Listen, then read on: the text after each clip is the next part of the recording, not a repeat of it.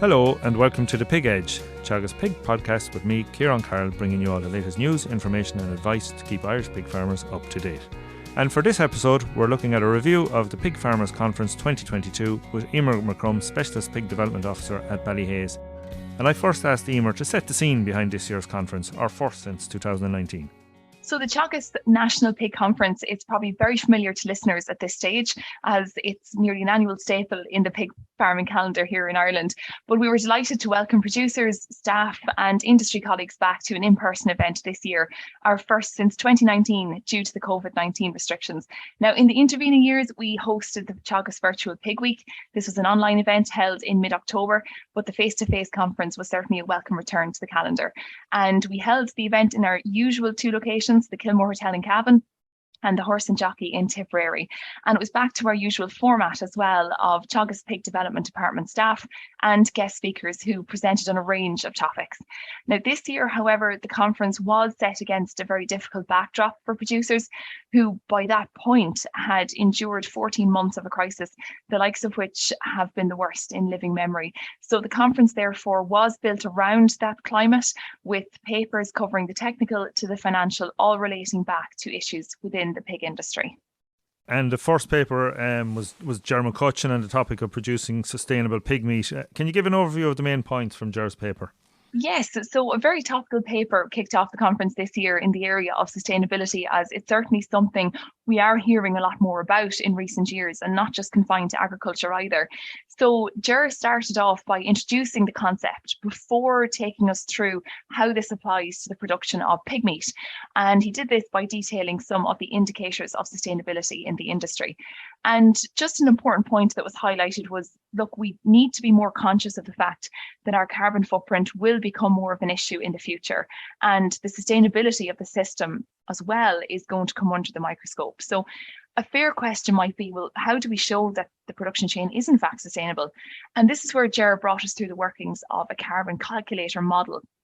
This was first developed between Borbia, the Carbon Trust and Teagasc to establish the carbon footprint of pig meat here in Ireland. So the model is yet to be fully finalised, but it is hoped that we might start to work on a voluntary basis with farmers over the next 12 months, just to see what the carbon footprint is on individual farms before rolling out the model to the whole of the sector at some point in the future, more than likely at some point in 2024. So why we're doing this is, look, it's going to help with the marketing of pig meat, because this will become a component and a requirement as time goes on. But in addition to that, then it's also a chance for us to show the consumer that the carbon footprint is being measured, but also that work is being done to improve it. And furthermore, it demonstrates that the sustainability of the process is being continuously evaluated, assessed and improved upon. And lastly, then, Ger just finally mentioned the ongoing work with regard to the Teagasc signpost farms. And these will really help to deliver the relevant messages to a much wider audience in the area of sustainability over the next number of years. So a really important part of communicating the messages on this journey of improvement. Very good. Next up then we had the first of our guest speakers, Jens Sørensen from Danvet in Denmark. Can you give us an update on the main learnings from Jens' presentation? Yes, so Jens might be a familiar face to listeners, as Jens was part of our Let's Talk Pig series of webinars back in the summer of 2020. And at the conference this year, he provided an interesting insight into the challenges facing the pig sector from a Danish perspective. So firstly, he started off by covering the nationwide PERS or blue ear reduction plan that was implemented following an outbreak in 2019. So he just discussed the various targets that are in place and also the practical measures to try and achieve those targets. And keeping with the topic of health then, Jens discussed ASF or African swine fever, which of course is extremely topical in Denmark. Now the situation at the moment is the country is free of the virus, but this hasn't been without a number of stringent measures to protect the status. So Jens talked us through some of those measures, including truck washes at the border, quarantine periods for trucks travelling from known ASF positive regions, and of course the now infamous wild boar fence along the border with Germany. So moving on from this then, Jens provides us with an overview of the licence to produce, which is currently operational in the country. And he just discussed some of the changes that have impacted producers under this licence, which include areas such as reducing antibiotic usage, welfare legislation, particularly with castration, and also future changes then that might be a feature, including the like of piglet mortality, which is very much in focus at the moment. And lastly, then Jens gave us an insight into the current economic situation in Denmark, which Irish producers will be able to relate to. The like of a reduction in demand, a low pig price, spike in feed and energy costs, all a feature of the Danish situation, which no doubt sounds familiar. So all in, there was a lot of content over the course of the presentation, but that's a very brief summary of those main messages from the Danish perspective. Very good. And then following Jens, we had our own paper which you presented. It was titled Adopting Best Practices. Can you give our listeners a flavour of this? What were the best practices that we talked about on the day?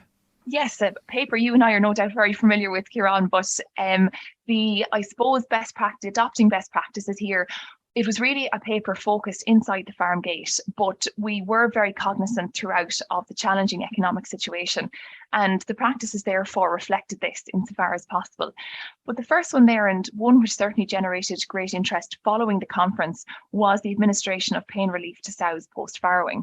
So the results were coming off of a trial in Moore Park, which investigated the use of a loxicom injection injected in sows intramuscularly within 2 hours post-farrowing. And there was a range of benefits to this practice, both on piglet performance, but also on sow and piglet health. And I know a number of farmers have trialled this on their own farms since the conference, and the feedback to date has been very positive. Next, then, we discussed a range of management practices relating to replacement gilts that have emerged. And this is a combination of national and international research. So areas such as rearing conditions, nutrition, age at service, and regular body condition assessment were discussed. And last then, but not least, we discovered a range of very simple best practices relating to staff management. And this was with the goal of improving communication between owners, managers and staff, which is always very important, but none more so than during those financially challenging periods. So some very simple but targeted, low cost, effective practices that can be implemented to support farms into the future. And next then we had Michael McCrum with a very much anticipated paper. He brought us through the learning so far from what at that stage, as you said, had been a difficult 14 months prior to the conference. What were the main take-home messages from Michael's paper? Yes, so Michael started off by providing that overview of the 14 months immediately prior to the conference and just highlighted some of those major events that shaped the year that was. And the resulting financial loss and the volatility within that period was then compared to the database collected by Teagasc over the last 30 years. And the main take-home message, I suppose, is this has illustrated that the rate of volatility, whether the year was profitable or loss-making, has increased over the last 7 years. So with this in mind, then, Michael then discussed options or tools that could be utilised by the sector to reduce these annual fluctuations and that volatility to just maintain a more determinable income. And some of the options included then were margin over feed contracts. This is a system commonly used in some European countries and in North America, but basically where the pig price is based on the average feed price plus a premium to cover all non-feed costs and profit. Another option was hedging. This is perhaps a little bit more familiar of a concept, but it's basically where producers would hedge feed ingredients to insulate against sudden feed price shocks. It's something that would be particularly attractive to home millers, but would also apply to composite feed purchasers too. Crop or revenue insurance was also discussed. This is a system that has been in place in the US for over 50 years, where the federal states there provide an insurance policy to reduce the risk to the crop farmer by reimbursing them for a loss if it occurs. Michael then discussed the idea of a levy fund, where producers would pay a statutory levy on a per pig sold basis into a fund, which would accumulate over time and then become an emergency fund and can be withdrawn during periods of negative profitability. And finally, then, farm management deposits were discussed. So this is a system successfully run in Australia for over 20 years at this stage, where agricultural producers set aside a pre-tax income that they can then draw down in later years. And it just allows farmers to more effectively deal with fluctuations in cash flow. So a number of really interesting options there. And this paper, it really highlighted the higher levels of volatility in more recent years and the need for the sector to come together to have a discussion now and decide on what the most feasible way to address this issue is going forward. Yeah, it certainly was well anticipated and well taken paper, with lots of chat afterwards and feedback after the conference. So hopefully it'll grow legs now and move on to the next phase and actually figure out what would be the most appropriate for the sector here. I suppose following on from that, then we had another very topical paper from our guest speakers from R&H Halls. We had Philip Lynch and we had James Nolan, who provided an outlook on feed ingredients, which obviously was and still is a very topical issue. But given the market volatility, and particularly since springtime this year, it can change on almost a daily basis. Perhaps maybe you could give us what the longer term outlook is for feed ingredients from the R&H Hall perspective. Yes, so there was an enormous amount of information contained in the presentations delivered by Philip and James at the conference. Now, it's impossible to include all here, but I suppose firstly we were given an overview of the various factors contributing to the current record high feed ingredient prices.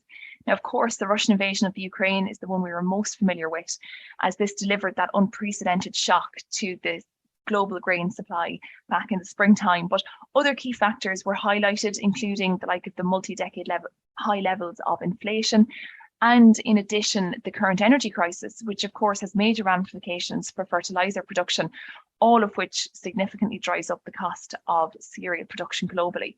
So the basis of the presentation was, look, those commodities are experiencing the highest level of volatility in over a decade.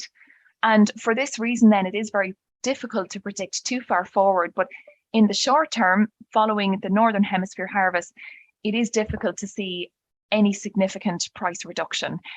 Looking more forward then, perhaps, the Russian-Ukraine conflict is a massive disruption to normal trade flows, and that's going to be a feature. But in addition then, the outlook for production costs going into 2023 around the globe, particularly in Europe, are continuing to impact the market's opinion on fair value for grains next year. In addition to that, if energy remains at current punitive levels, then fertilizer and other costs will continue to climb, all of which, of course, support grain prices going forward. And the point was made too that really we need a perfect 2023 growing season, as the world is in a very risky position. So there's little room for a weather threat to crops in the next number of years. And finally, then, the severity of a global economic recession, the impact of that on commodity demand is open to debate. So all in, I suppose, given all of these various factors, the expectation is for price volatility, unfortunately, to remain at elevated levels, at least for the medium term. Okay, yeah, it was sobering enough at the conference, and I suppose it just highlights that we will be relying, I suppose, more on the pig price than on the feed price in the medium to longer term at the moment anyway. Next we had Peadar Lawler, who disseminated research findings in his area of research, or recent area of research for him, on hygiene issues. What were the main findings from Peadar's research? Yes, so Peadar presented recent research results from 2 trials carried out in the Teagasc Pig Research Facility in Moore Park. Now, the first trial focused on the area of farrowing house hygiene, and an optimal cleaning and disinfection routine was compared to a suboptimal routine. And the results here were very interesting. Firstly, they noted that the total bacteria count in the room pre-washing was reduced by more than 400,000 fold in the optimal routine compared to just 30 in the suboptimal routine. And of course, this then had benefits associated with pig performance. And first off, the number of clinical cases in litters in the optimally cleaned and disinfected rooms were reduced by over 86%. And this then, of course, had a positive impact in terms of the antibiotic and anti-inflammatory usage, both of which reduced by 77 and 75% respectively. And there was a positive impact then on overall pig performance, as pigs weaned out of those rooms were 320 grams heavier compared to those in suboptimal rooms. So a very positive picture emerging there in terms of pig and sow health and performance. And the second project then that Peadar disseminated focused on the area of feed system hygiene. And again, this trial was structured around comparing an optimal cleaning routine versus a suboptimal routine, this time on liquid feed systems. And the project found that improvements in system hygiene, particularly in the pipelines, provided producers with the opportunity to improve feed microbial quality through dietary acidification, or even possibly by the introduction of beneficial microbes into the feed system. The improved hygiene of the system reduces the risk that feed and water introduced into the system could be seeded with potentially harmful spoilage or pathogenic microbes. So if anyone would like to learn more about those optimal cleaning protocols used both for the farming house and for the feed systems, both are contained in detail in the proceedings from the conference. And last but not least, we had Louise Clark from Ballyhaise, who delivered a presentation on another very topical issue, and you kind of mentioned it earlier, in the area of energy usage on farms. And Louise discussed short, medium and long-term options for producers dealing with the significant increases in energy costs. Can you give us an overview of what these options were? Yes, so Louise firstly started off by providing a breakdown of energy usage on a typical unit before looking at the impact of those rising costs. And it was really highlighted what those increases will translate into on a monthly bill or on a cent per kilo basis for producers. So it really set the scene for discussing the options. And starting perhaps with the short term then, Louise highlighted the importance of actively monitoring your usage at farm level. And one effective way to do this is to arrange an energy audit for your farm. So there is a financial support voucher to the value of €2,000 currently available from SEAI under the support scheme for energy audits. And this generally will cover the cost of an audit. So it is advised that producers would perhaps seek this out, as it is a very useful tool to have there in terms of monitoring your usage.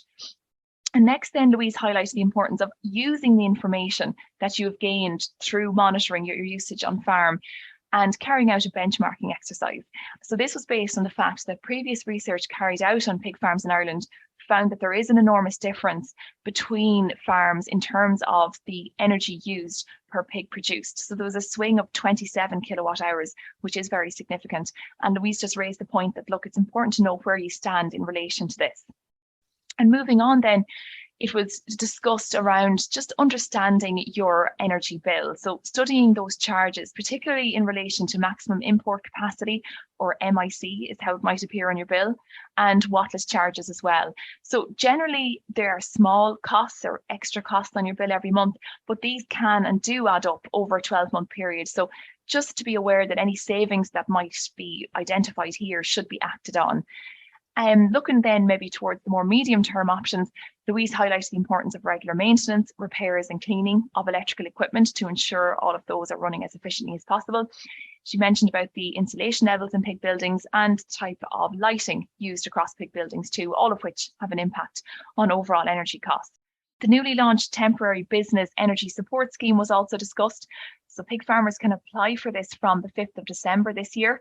And the scheme is open to those who have seen a 50% increase in the unit price of electricity, and a rebate of 40% of that increase then in the bill will be provided. So the scheme at present covers from September 22. Just to be aware, farmers will need their bills from the same corresponding period in 2021, in addition to their tax clearance certs, in order to apply for that scheme.